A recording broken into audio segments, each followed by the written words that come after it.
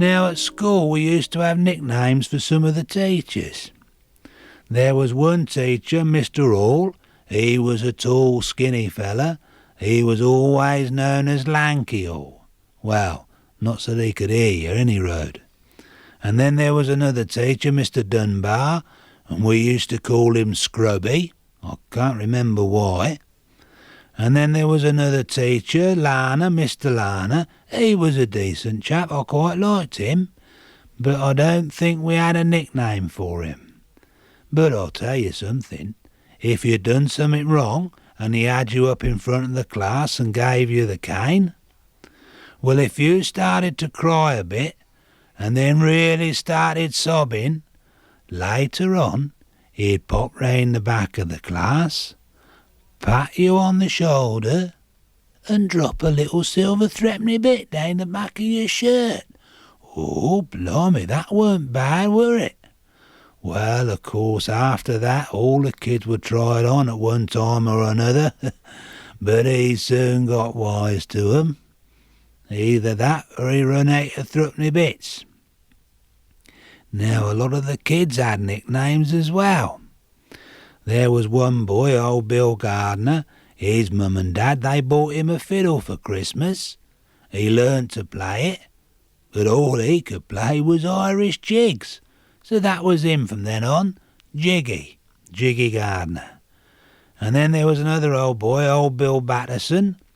Now his parents were Liberals, and in those days Liberals were known as Whigs. So that was him then, Wiggy.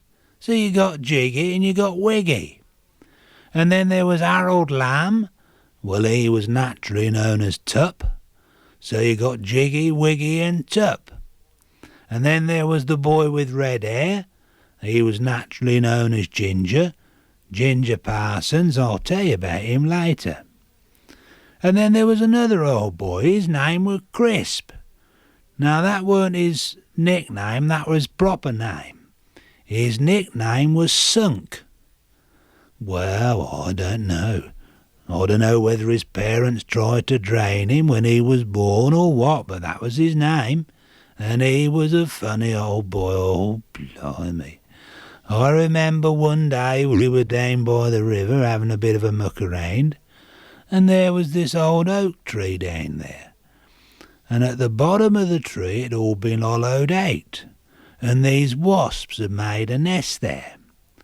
Well, what we thought we'd do for a lark, we got this old tree branch, about 10 foot long it were, I suppose, about 4 of us on it, holding it, and we went down to the bottom of that tree, gave it a good old poking, and then when the wasp flew out, it would run like hell. Well, we'd wait for 'em to settle back down again, and then we'd go and give it another poking, and then run like hell again. Well, we thought this was ever so funny.